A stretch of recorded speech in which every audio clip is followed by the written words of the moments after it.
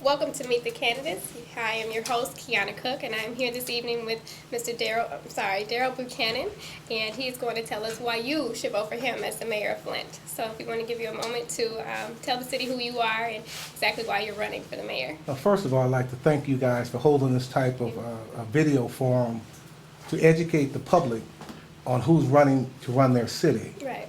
Thank you. Because a lot of people just don't know, and we greatly appreciate what you do. First of all, I was born and raised in Flint, and I'm running because I want to give back to a city that's given my family and me so much.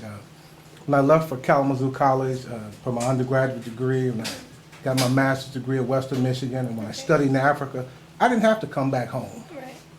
But I chose to, because I wanted to set a good example for the people in my neighborhood that there is hope for all of us, regardless of what your economic station is in life, you can achieve.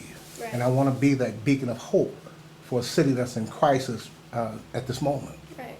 Okay. Thank you. Just as you mentioned, when you finished college, you didn't have to come back to Flint, and that is the situation that a lot of our young adults are facing now. They're graduating from high school and or college, and they have the choice to stay here in Flint or leave. Yes. As mayor, how would you entice them to stay here in the city of Flint and dedicate their talents, time, and treasures to our city instead of going to a bigger and more alluring city? To make a city alluring, you have to lower the crime rate. No one will come back to a city that's the murder capital of America, the rape capital of America, the B&E capital of America, and the assault capital of America.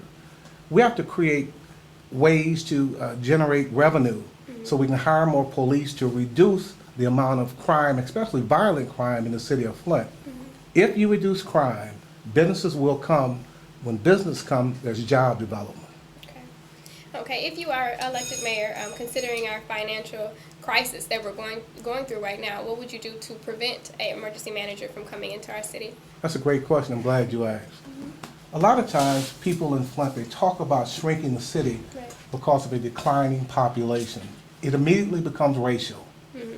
Let's stay away from that. I would like to shrink the number of hours that city employees work servicing a smaller population. Let me give you one example of the plan that I'm talking about. Just say you close City Hall on Fridays for every 2 weeks. That's 16 hours for one employee, times $20 an hour, times 400 employees, times 26 pay periods. That's $3.3 million you save without laying one person off. And there's a side benefit. When you reduce wages and salaries, you have to take 40% of that total as a savings in direct fringes. That's another $1.7 million. You save $5 million without laying one person off. You can begin to, with that surplus, you can begin to hire police. Police officers, $100,000 a year. Take $2 million and hire 20. You still have $3 million you can put on the side to hire or employ some youth in the summer. Because a study was done in Newark, New Jersey. Youth were hired for 6 weeks in the summer, and the crime rate in Newark, New Jersey dropped 46%. You begin to do some of those things here, and you can see that we can begin to truly unlock Flint's potential. Okay. When you spoke about the police in our area, understanding that our millage, the grant for the police was soon to run out, what would you plan to do to take place of that safer millage once it is exasperated? If you look at the plan I just told you, in 1 year you have the potential to save $5 million. Okay. In 4 years, that's $20 million. That's taking care of the structural deficit problems we now face. I haven't talked about voluntary days off that employees, unions are agreeing to, where you can save millions of dollars. I have not talked about negotiating with the retirees union where you can save several $1 million. These are the structural problems that we can take care of financially if you have a person that has a true knowledge of city government. Any savings you get, you hire police from that savings. You can do that. And people are doing it around the country, but it takes common sense to do it. We just aren't doing it here.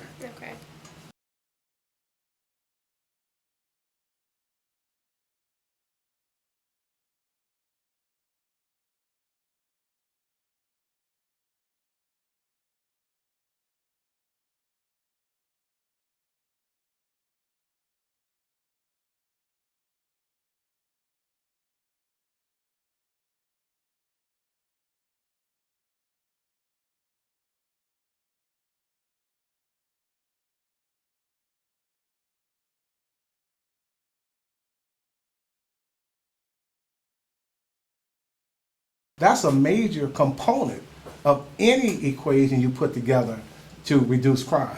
Right. It's not reactionary at all.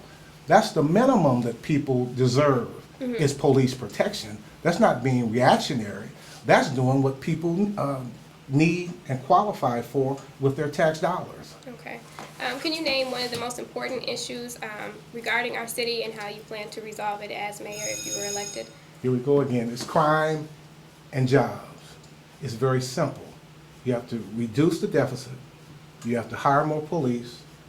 You have to reduce crime, and then you attract businesses. It's a symbiotic relationship. It's not a relationship it's not something that stands alone. All the components work together. It's like the Gestalt theory of psychology.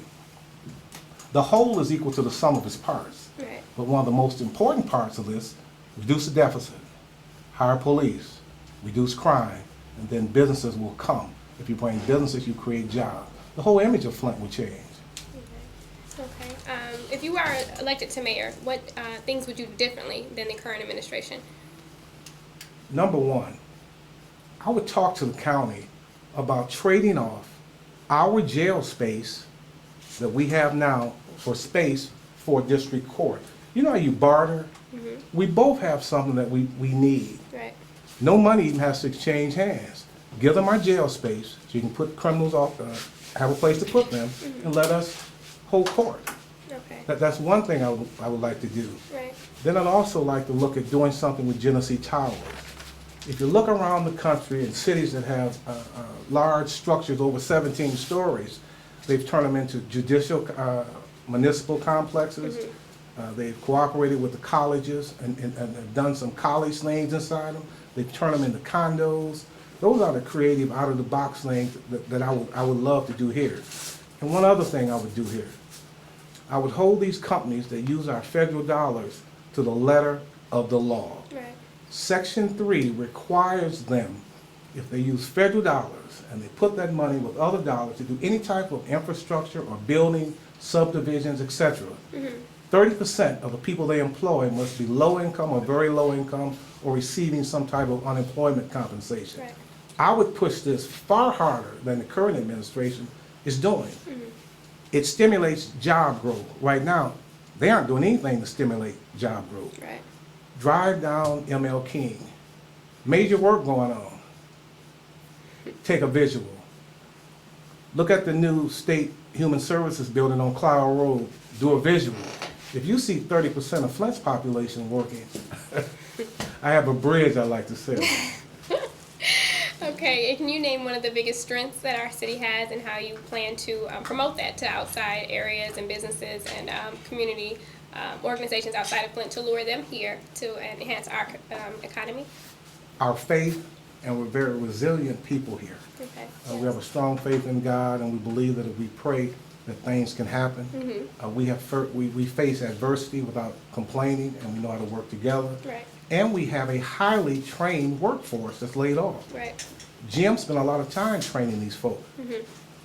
Let's reduce crime. Let's attract some business, and let's put our trained people back to work. Sounds good to me. How would you improve the quality of life upon the limited resources that we do have? How would you tackle that? Number one, I lead by example. We can't ask people to reduce crime when you have the FBI going in City Hall removing files. That's hypocritical. I would have an administration that wouldn't do anything to embarrass you. It would only lift you up and make you feel proud of being a resident of the city of Flint. Okay. How would you describe the role of a city administrator and what criteria would you use in this appointment? Being a former city administrator, it would be their job, his or her, Right. to provide high-quality recommendations to the mayor, Right. just like I did. And sometimes those recommendations aren't followed. Just like I recommended that we do something different with Genesee Towers. I wanted to go to court and use a jury, and I recommended that. But my recommendation wasn't followed because there's no jury or judge would have put the price tag on that building that an arbitrator did. I recommended that we handle the sewer backups a different way. That advice wasn't followed, so we lost several $1 million. Again, disappointing that your recommendations weren't followed, but I still did my job. Thank you for that. This is a quick, if you can answer this in about 15 seconds. What is your vision for our community centers as well as our park and recreation? I would like to have community centers that were reminiscent of Hasselbrain 4 years ago, Okay. Yeah. where people could sit on the benches, play shuffleboard, plant gardens, have fun, floors are clean, place has a great aroma, and it's an attraction, just not for seniors, but for everyone Right. that has pride in their community. Okay. Okay, there you have it. That was Mr. Darryl Buchanan. We're going to take a quick break, and then we'll be right back with more with Mr. Darryl Buchanan. Thank you.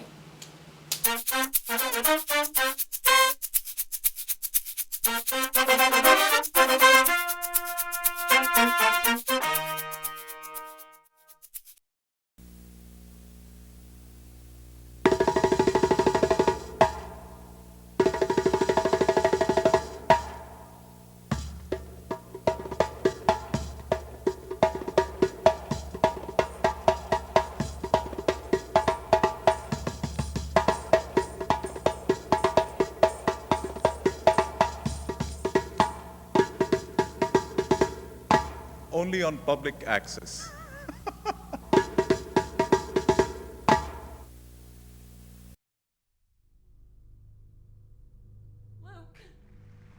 Welcome back. Our contestants reached the final round, where he's faced with 3 difficult choices. Behind curtain number 1, more alcohol than your body could ever survive. Behind curtain number 2, dangerous, mind-altering drugs. And behind curtain number 3, we have your family, your friends, and your self-respect. All right, Luke, what's it gonna be? Come on, Luke. Luke. Luke. Luke, you want another beer?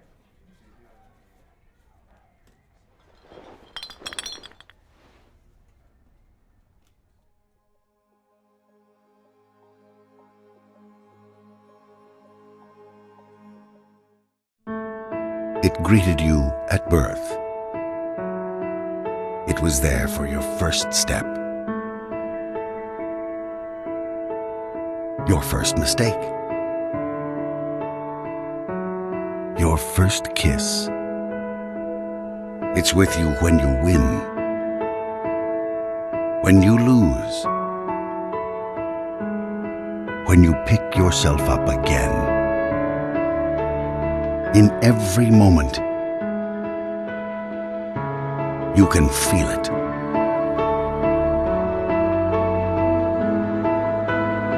Life.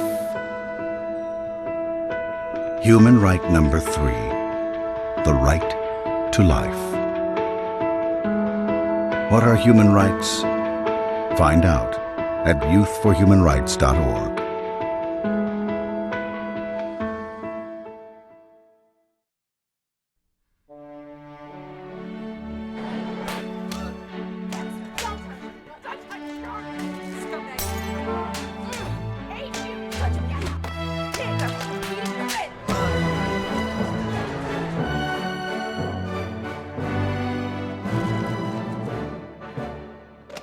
Hey, honey. What happened to your face?